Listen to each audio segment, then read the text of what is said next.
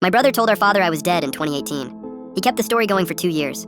I found out when my father's hospice nurse called to say he'd been asking for me every single day. My father and I hadn't spoken in 7 years when the nurse called. She said he'd been asking for me by name for 3 days. I asked who his other contact was. She said my brother Aaron had been visiting twice a week and giving updates about my life, my job, where I was living, a promotion I'd received. She read them back to me. I was standing in my Denver apartment listening to a life Aaron had been narrating without me. Aaron and I were close until I left Pittsburgh in 2016. Our mother died that spring, and our father's grief turned into something I couldn't absorb anymore. I moved and tried to stay in contact. Calls got short, and responses got cold. By 2018, I'd stopped. I told myself our father had made his choices and I'd made mine. I hadn't known Aaron was filling in the story I'd left behind with details he'd built himself. The nurse said my father kept a photo on his nightstand, me at graduation, 2009. He'd been showing it to staff, telling them his son was coming soon. Every week for 2 years, Aaron had kept him expecting me without ever delivering. I asked if my father knew we were estranged. She said he seemed to believe we'd just lost touch, that a visit was always about to happen. I sat down on my kitchen floor and stayed there. I flew to Pittsburgh that weekend without telling Aaron. Found him in the hallway outside my father's room, coffee in hand. He saw me and went still. I asked what he'd told Dad. He said he'd been keeping things positive.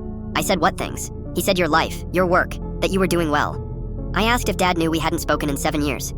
Aaron looked at the floor and didn't answer. My father was awake. He looked at me and said Aaron told him I'd be here by Friday. I sat down and didn't correct a single thing. We talked an hour. He asked about Denver, about a project Aaron had apparently described in detail, about a woman I'd dated 3 years ago whose name Aaron still knew. He held my hand and said he was proud of me. He'd never said that when I was growing up. I let him say it twice.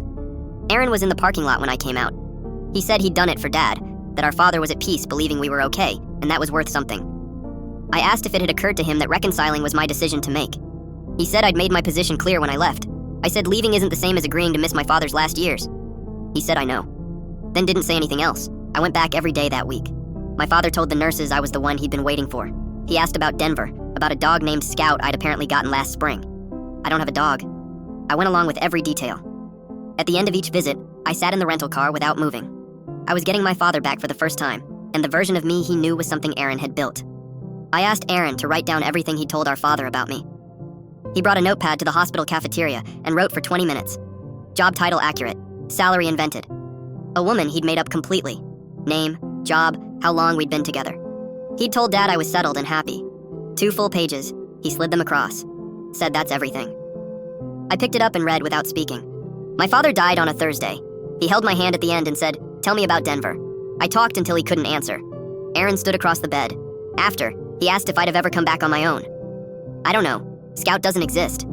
I keep thinking about the version of me my father died knowing.